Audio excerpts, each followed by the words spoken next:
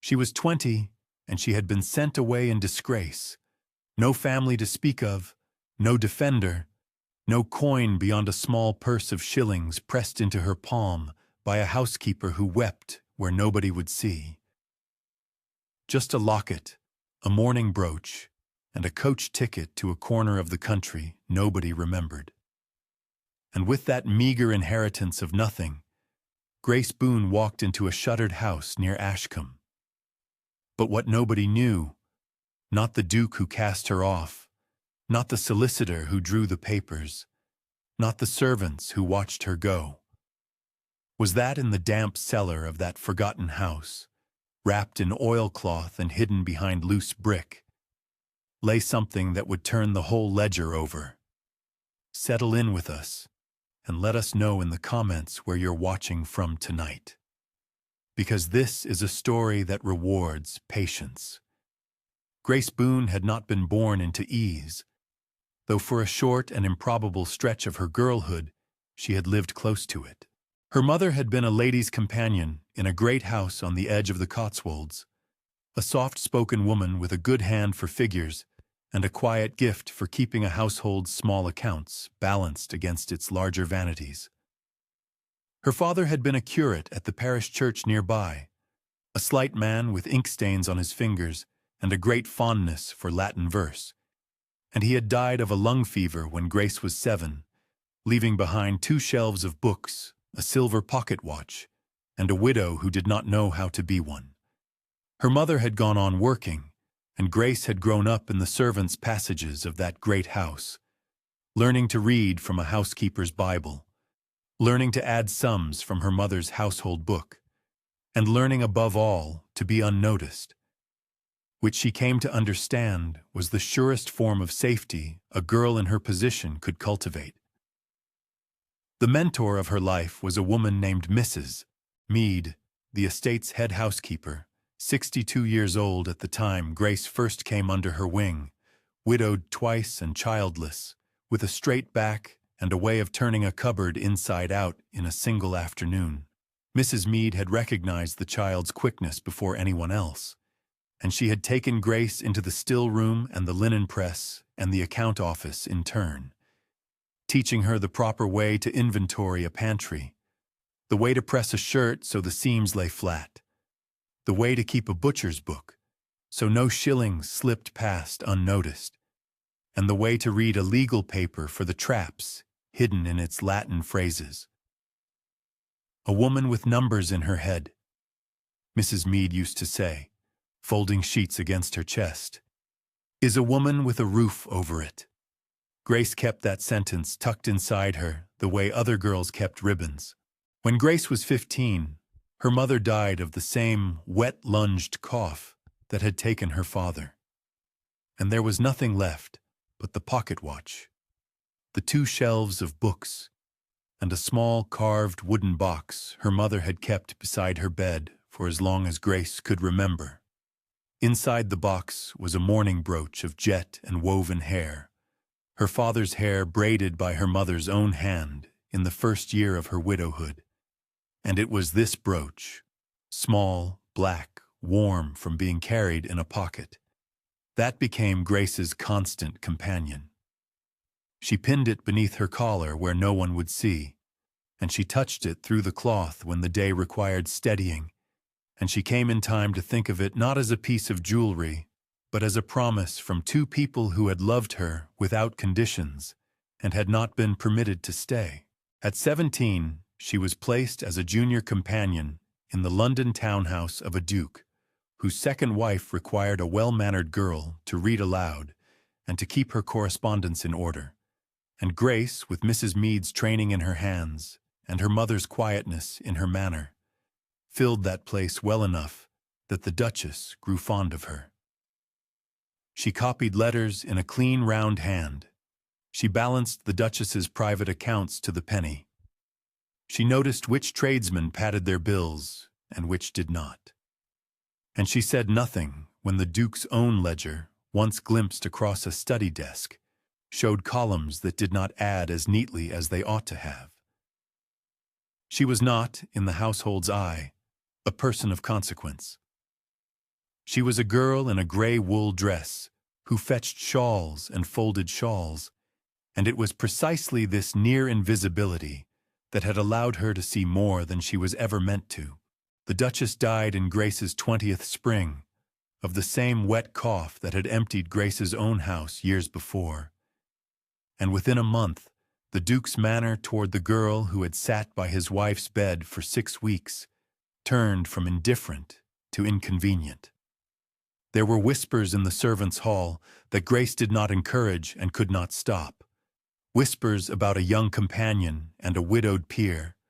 Whispers that suited certain persons to circulate and certain others to believe. Grace held her tongue, kept her accounts, and pinned her mother's brooch beneath her collar, as she had always done. But she felt the household closing around her like a hand around a moth. Mrs. Meade, by then in her retirement in a small cottage in Kent, had written to her only 3 weeks before saying, "If ever a great house begins to squeeze you, child, walk out of it before the door is shut for you." Grace had folded the letter into her Bible and kept it there, and she took it out and read it again the morning the Duke's man of business asked her to step into the library. And she understood before she crossed the threshold that Mrs. Meade's warning had come 1 week too late. The library was a long room paneled in dark oak, and the Duke was not in it.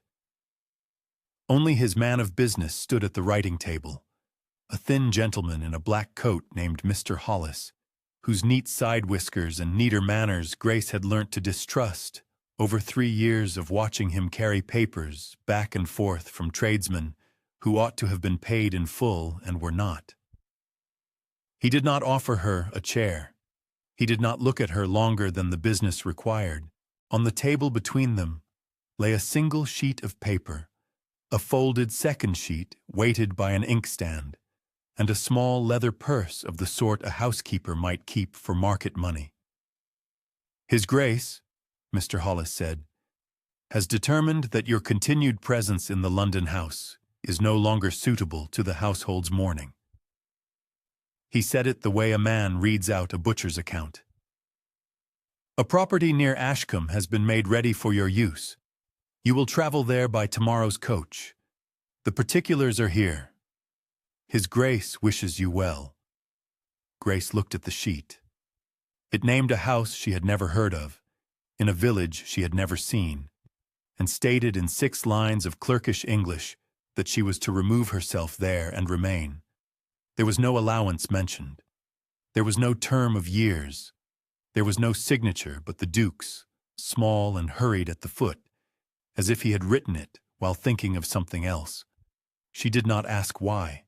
She did not ask under what character she went, whether as a pensioner or a disgraced dependent, or a woman quietly buried in a hedgerow before any louder scandal could grow. She had watched the Duchess's tradesmen padded bills long enough to know that a paper laid flat on a table has already been decided on above stairs, and that argument in a library is the poorest coin a young woman can spend. "I understand," Grace said. Mr. Hollis pushed the purse toward her with one gloved finger. "Traveling money. His Grace has been generous." She took it without opening it. She would count it later, on the coach, and find 17 shillings and 4pence, which was not generous by any measure she had been taught. She folded the paper, slipped it into her Bible beside Mrs. Meade's letter, and turned to go. At the door she paused, not for him, but because the room had once been the Duchess's favorite, and the Duchess had died in it as much as anywhere else in the house. Grace looked once at the chair by the far window where the sick woman had sat wrapped in a shawl through February, and then she went out and up the back stair to her own small room and packed a corded trunk in under an hour.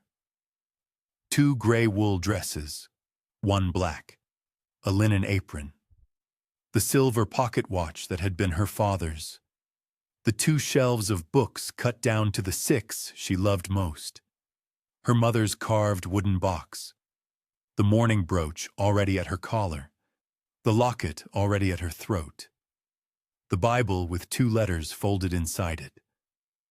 She left the shawls the Duchess had given her folded on the bed, because she did not wish to carry anything into the country that could later be called stolen. The housekeeper who saw her out at dawn was a Mrs. Ainsley, 48, sharp-mouthed and secretly kind, who had once been under Mrs. Mead at the great house in the Cotswolds and remembered Grace as a child in the passages. Mrs. Ainsley pressed a second small purse into her hand at the area door, a purse of her own private shillings, and said only, "You write to me from Ashcombe, child," and closed the door before Grace could refuse. The coach was a public one out of an inn-yard off Piccadilly at 7, and Grace took an outside seat because it was cheaper, and because she did not that morning wish to sit inside a box with strangers reading her face. It was late March, and the sky over London was the color of wet slate, and the coal smoke hung so low in the streets that the horse's breath and the chimney breath were indistinguishable. She wore her plainest bonnet, a gray shawl of her mother's, and her sturdiest boots, and she kept one gloved hand on the strap of the small basket at her feet, and the other flat against her Bible in her lap. They cleared the western outskirts by 10, and by noon the road had begun to lift into the low hills, and the fields on either side were the sodden brown of March, plowed and unsown, and the hedgerows were bare and beaded with rain. She watched a rook lift out of a black elm and thought, without any drama in the thought, that she was now a woman with no house and no place and no character to speak of, and that she had better learn the country she was going into as well as she had learnt the passages of a great house, because she would have to live in it now with her eyes open. They changed horses at a coaching inn whose yard smelt of straw and hot iron, and Grace bought a penny loaf and a cup of milk and ate standing up in the corner of the yard, and got back on the coach before the guard blew. The afternoon was longer than the morning. Rain came, thin and steady, and soaked through her shawl at the shoulders. A farmer beside her offered a corner of his oilskin without a word, and she took it with a small nod, and they rode that way for 2 hours without speaking, which was, she thought, the kindest conversation she had had in a month.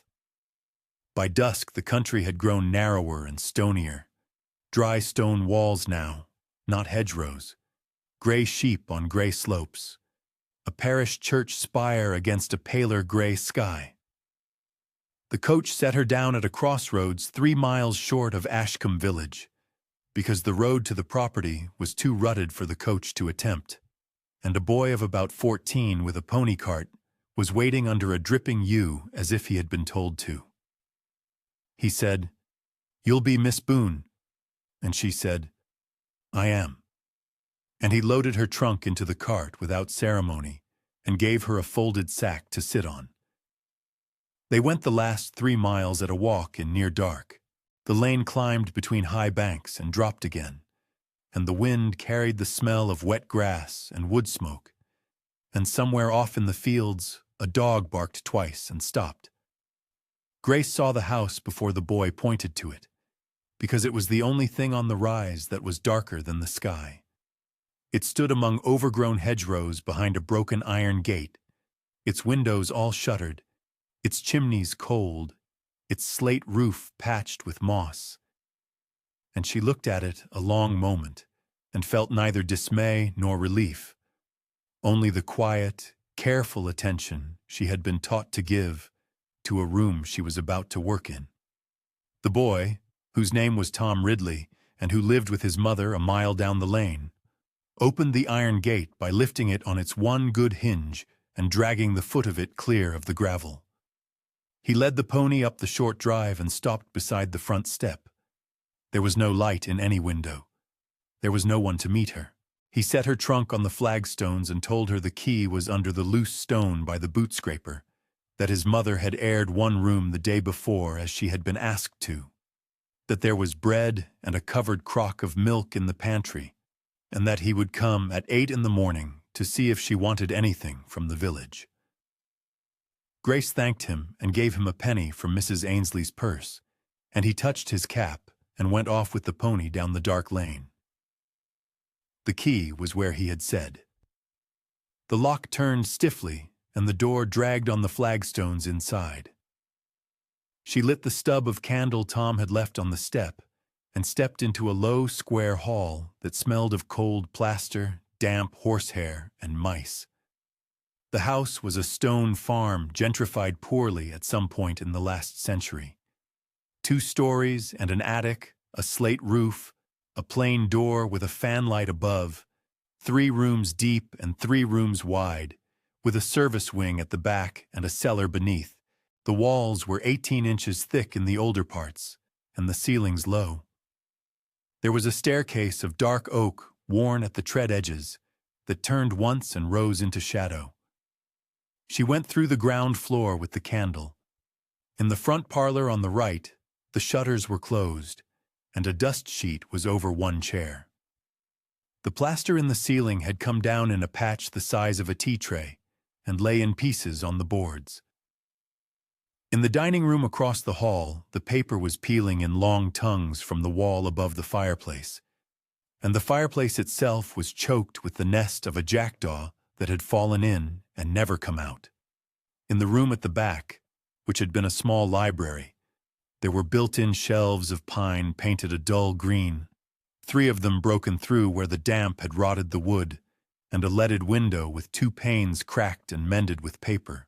The service wing behind held a stone-flagged kitchen with a range that was rusted but sound, a scullery with a slate sink and a pump that gave a brown water for the first 3 strokes and a clear water after, and a small pantry with the bread and milk Tom's mother had left, and a jar of honey and a paper twist of tea beside them. Grace stood in the kitchen a moment and put her hand flat on the top of the range, and felt the cold iron and the roughness of old grease, and something in her that had been held tight since London loosened by a quarter turn. Upstairs there were 4 bedrooms and a linen closet.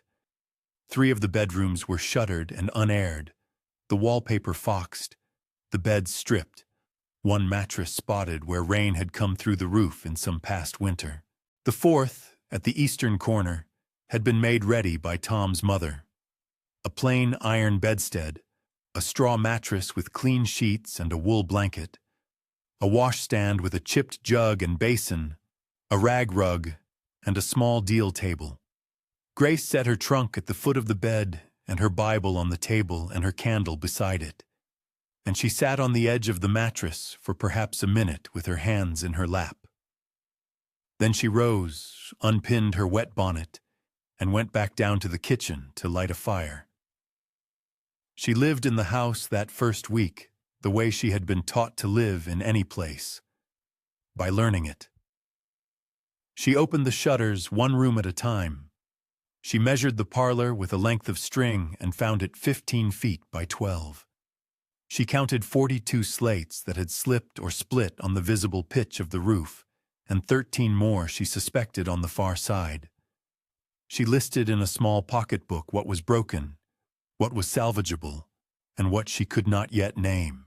She wrote at the top of the first page, in the small, careful hand Mrs. Meade had drilled into her, "House near Ashcombe, March, and the year." On the 6th morning she went into the cellar. Tom had told her the steps were rotten in 2 places, and she went down slowly with the candle held high. The cellar was 1 long room under the older half of the house, low-ceilinged, stone-flagged, with a barrel vault of brick above and a smell of cold earth and old apples. Along one wall stood a rack for wine bottles, empty, the wood black with mildew. Along the other, a wooden bin that had once held coal. At the far end, under a small barred window level with the ground outside, the wall was of brick, older than the rest, and set into it, at about waist height, was a patch of newer mortar the size of a folded newspaper. The mortar was crumbling. 1 brick sat slightly proud of the others. She would not have seen it in daylight from the top of the steps. She saw it because the candle was low, and the flame threw a shadow along the wall that caught the edge. She set the candle in a niche and worked the brick loose with the point of a kitchen knife she had brought down for the string on a sack of coal. The mortar came away in dry crumbs. The brick lifted out in her hand, heavier than she expected. Behind it, in a shallow space between the outer wall and an inner skin, lay a bundle wrapped in oilcloth and tied with tarred twine. She took it up to the kitchen table before she opened it, because the light in the cellar was poor and because she had learned from Mrs. Meade never to read a paper by a bad candle. She laid the bundle on the scrubbed deal and cut the twine with the same knife. The oilcloth had been folded twice around and was still stiff with tar. Inside the oilcloth was a smaller wrap of waxed linen. Inside the linen were three things: a leather-bound ledger the size of a prayer book, a thick folded packet of papers tied with a faded red ribbon, and a smaller packet of banknotes and receipts, and beneath them all a folded letter, sealed once with a plain wax and long since broken open by the weight of what lay on top. Grace sat down on the kitchen chair. She did not open the letter first. She opened the ledger because a ledger would tell her what she was looking at before feeling could interfere. The hand inside was small, sloped, and precise, and she recognized it before she reached the second page. It was the Duke's. There were columns of dates and sums and the names of moneylenders in the city she had seen on padded bills across the Duchess's writing table, and against each row of borrowed pounds, sums of 300, of 500, of 1,000, the same phrase written in the security column in the same hand. On the Ashcombe property, in the name of Miss Grace Boone. Grace closed the ledger and set both hands flat on the table, one on either side of it, and sat that way for the time it took a log to shift in the range. Then she opened the packet of papers tied with the faded red ribbon and worked through them one at a time, laying each smoothed sheet in a neat row on the deal top. There were 7 promissory notes, each on stiff paper with an engraved header, each signed by the Duke in his hurried small hand, each naming the Ashcombe property and naming her, and each countersigned by a city firm she recognized from the Duchess's accounts. There were 4 letters from the same firm pressing for interest overdue. There was a copy of a settlement in Latin phrases dated the month before her ejection, in which the property had been formally conveyed in her name to secure the borrowing, and beneath it a covering sheet from Mr.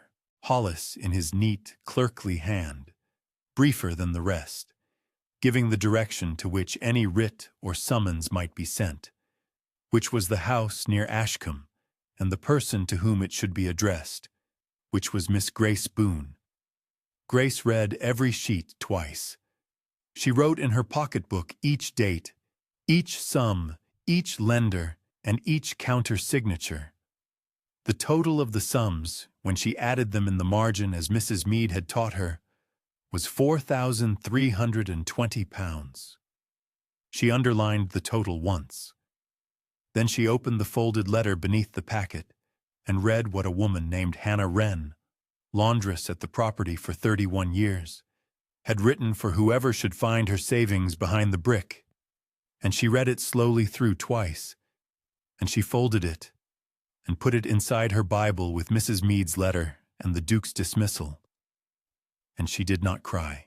The next morning, Grace walked into Ashcombe village with the ledger, the notes, and the settlement wrapped again in the waxed linen and carried in a covered basket, and she asked at the post office for the name of a solicitor. She was directed to Mr. Peter Ashwell, aged 57, whose office was 2 rooms above the saddler's shop in the High Street, and who had practiced in the district since he had come down from his articles in Bristol. Mr. Ashwell was a spare, careful man in a rusty black coat, with reading spectacles pushed up on his forehead and ink on the side of his right hand. He listened to Grace for a quarter of an hour without interrupting. Then he asked to see the papers. He read them for the better part of an hour while Grace sat in the other chair and looked at the strip of gray sky through his window. When he had finished, Mr. Ashwell put the spectacles down and said, "These are lodged against the property in your name." "Yes," Grace said. "Then the property is yours to the extent of the debts, and the debts are yours to answer, unless the conveyance is set aside." "Can it be set aside?" Grace said. "It can be answered," Mr. Ashwell said, "by producing what you have brought me in the correct order, to the correct persons, and by writing certain letters, and by going in person to London when the time comes." He looked at her over the tops of the spectacles. "You brought all of this without prompting." "I brought it because it belongs where it can be used," Grace said. Mr. Ashwell drew a sheet of paper toward him and took up his pen and began to draft. And Grace watched his hand and thought of Mrs. Meade, and of the Duchess's writing table, and of a laundress named Hannah Wren, who had 31 years since folded her wages behind a loose brick. Over the 6 weeks that followed, Grace and Mr. Ashwell filed answers to each of the 7 notes, sent registered copies to each city firm, entered a caveat at the local county court, and lodged an application in Chancery to have the settlement examined on the ground that a young woman living in the Duke's household had not been given independent counsel at its signing, which was true, and that no consideration had passed to her, which was also true. Mr. Ashwell's clerk, a boy of 18 named Jem Poole, cycled letters back and forth to the post office and copied documents in a round schoolboy hand. Grace kept every reply in a black tin box on the deal kitchen table. She did not neglect the house while she waited. Tom Ridley came at 8 each morning and stayed until noon. He was 15 that spring, thin, red-eared, biddable, and had the beginnings of his father's trade in his hands. His father, Ned Ridley, aged 44, had been the parish's tiler until a fall from a rick 2 winters back had shortened his right leg and slowed his work, but had not spoiled his eye. Ned came up the lane on a stick the second week and stood in the yard and looked at the roof. He told Grace which 55 slates would need replacing, where the lead flashing around the eastern chimney had lifted, and where the ridge tiles had cracked. He said he would set Tom to it under his direction for a shilling a day for the boy and 3 pence a day for himself for the looking, and Grace agreed. The slates came on a cart from a yard at Painswick, 180 second-hand slates for £1 8 shillings, and Tom carried them up the ladder 2 at a time in a leather sling while Ned called out from the yard where to lay them. Mrs. Ridley, her name was Anne, she was 38, and she had aired the eastern bedroom before Grace's arrival, came up on Tuesdays and Fridays with a bundle of laundry done in her own copper and with news from the village. She would not take money for the laundry the first month. In the 5th week, Grace pressed a florin into her hand and said, "You will insult me if you refuse." And Anne Ridley pocketed the florin and said, "Then I won't." The kitchen range was drawn out by a smith from Ashcombe, Mr. Owen Blake, aged 51, who had done the ironwork for 3 parishes since his father's time.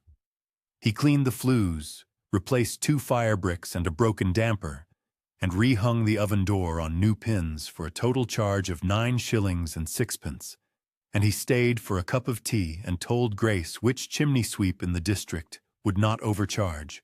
The sweep came the following week, a small man named Isaac Pert with soot in the creases of his neck, and swept every flue in the house for 1 shilling and 8 pence, and left the parlor chimney drawing so cleanly for the first time in a decade that the fire lit on a single spill. The vicar's wife, Mrs. Harriet Colley, aged 43, walked up the lane with a basket in the 6th week and left a pot of damson jam and a bundle of seedling cabbages tied with bass, and did not stay past the doorstep, because she had judged, correctly, that Grace was proud. The seedlings went into the kitchen garden, which Grace had cleared of nettles and bindweed with a mattock borrowed from Ned Ridley, working an hour at first light and an hour at dusk over 10 days, and which she planted with cabbage, onion sets from the ironmonger's for 4p, and a row of early peas. By the end of May, the roof was tight, the range drew, the pump gave clear water on the first stroke, and the ceiling plaster in the front parlor had been patched by a plasterer from the next village, a Welshman named Rhys Powell, aged 36, who worked in exchange for 2 of Grace's father's books on natural philosophy, which he had wanted for his son. The floorboards had been scrubbed with sand and lye. The shutters had been oiled at their hinges. The dining room paper had been stripped, and the wall lime-washed a plain, warm white. In the small library, the 3 shelves broken by damp had been cut out and replaced by boards Ned had planed on a bench in the yard, and Grace's 6 books stood on the mended shelves next to the black tin box, and Hannah Wren's letter lay folded inside the box beside the promissory notes. By the end of June, the village had begun to know Grace's name, not the story attached to it. The story stayed vague in the district, and none of them asked. But the name itself, and the fact of her, and what she could and could not do. She was Miss Boone at the post office, where Mr. Ellery, the postmaster, aged 60 and stiff-backed, handed her the registered letters from London across the counter with a small nod. She was Miss Boone at the greengrocer's, where Mrs. Foss weighed potatoes for her and put a sprig of parsley in the top of the basket without charging. She was Miss Boone at the churchyard on Sundays, where she sat in the 3rd pew from the back in her black dress with her mother's shawl folded on the bench beside her and the mourning brooch pinned at her collar, and where Mr. Colley, the vicar, aged 46, gave her the plate to pass along the row in the 3rd week without asking, which was how a stranger became a parishioner in that parish. She had ways of her own now. She rose at 5 and lit the range and set water. She wrote her letters between 6 and 7:30 at the kitchen table with the tin box open beside her. From 8 until noon, she worked with Tom Ridley on whichever room they had reached that week. From noon until 1, she and Tom ate bread and cheese at the deal table, and Tom went home with an apple from the barrel in the pantry that Anne Ridley had refilled from her own tree. In the afternoons, Grace worked in the garden, or copied a return for Mr. Ashwell, or walked into the village with a basket.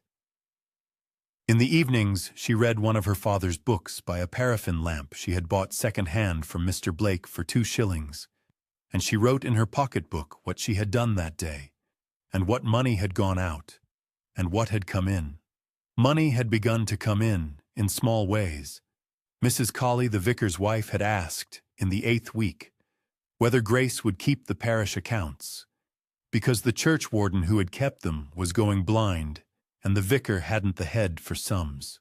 Grace agreed for £2 a quarter.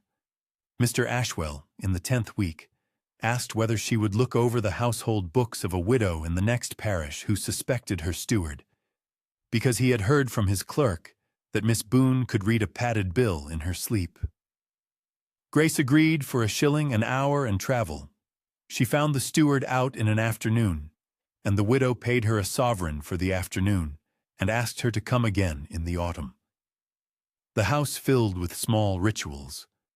On Tuesday evenings, Anne Ridley came up for an hour and drank tea in the kitchen and told Grace who in the village had married, sickened, quarreled, or born, and Grace listened and did not repeat. On Thursday afternoons, Ned Ridley came up with his stick and sat in the sun on the bench by the porch and looked at what Tom had done that week and named what wanted doing next, and Grace paid him his 3p a day at the end of each week in coin from the tin box. On Sunday afternoons, Mr. Ashwell walked out from Ashcombe with a folder under his arm and went through with Grace the London letters he had answered that week, and stayed for tea and a slice of the plain seed cake she had learned to bake from Mrs. Meade's receipt, copied in the back of her pocketbook. The Chancery application had by then been set down for hearing in the Michaelmas term. The city firms, faced with counter-notices lodged and a caveat entered, had one by one written back to Mr. Ashwell in cooler tones, and 2 had already offered to withdraw their claims against her name if she would engage not to pursue them for costs. Grace, with Mr. Ashwell's advice, had accepted neither offer and refused none. She was waiting, and she was in no hurry, because everything she needed was on her deal table in a black tin box, and behind her, on the mended shelves, were her father's books, and above her the roof was tight, and outside the kitchen door the peas she had planted in April were beginning to climb the sticks Tom Ridley had cut for them from the hedge. On an evening in late July, Grace sat at the deal table with the tin box closed beside her and the 2 letters open in front of her. Mrs. Meade's letter lay to the left, the paper thin along its old folds, and Hannah Wren's letter lay to the right, the ink browned but still clear. Between them, Grace had set 2 objects: the mourning brooch of jet and woven hair that she had unpinned from her collar for the evening, and beside it, a small tin thimble Hannah Wren had wrapped inside her letter for whoever came after her, worn smooth at the crown from 31 years of laundering shirts in the same house. 2 women who had never met her had each set aside something small for a stranger, and both small things had reached her at the same table. Grace looked around the kitchen. The range drew cleanly, the flagstones had been scrubbed to a pale gray, and the pump handle above the slate sink was oiled and quiet. Through the open door, she could see the peas on their sticks, the cabbages standing in their rows, and beyond the hedge, the slope of the field where Ned Ridley's sheep moved slowly in the last light. On the shelves behind her stood her father's 6 books, the black tin box, and the ledger in the Duke's own hand. In London, the Duke had signed her name to £4,320 and thought the paper buried under a moss-patched roof 3 miles from a coach road. He had misjudged the roof, and the woman, and the housekeeper, who had taught the woman to read a paper by good light. Grace thought of Mrs. Meade in her cottage in Kent, and of her mother's careful column of household sums, and of Mrs. Ainsley at the area door with a second small purse pressed into her hand, and of the Duchess wrapped in a February shawl. She thought of Hannah Wren kneeling in this cellar with a folded oilcloth and a plain trust in someone she would never see. She pinned the brooch back beneath her collar and set the thimble on the shelf beside her father's watch. Grace Boone was 20 and had been cast out. She had a purse of shillings, a locket, a mourning brooch, and a coach ticket, and she had been sent to a shuttered house near Ashcombe to be forgotten. It was the best coach ticket she ever spent. If this story has stayed with you, consider subscribing so the next one finds you, and share it with someone who has been underestimated by a house that thought it was larger than them. And tell me, wherever you are watching from tonight, when the door closed behind you, what did you carry out that they did not know you had?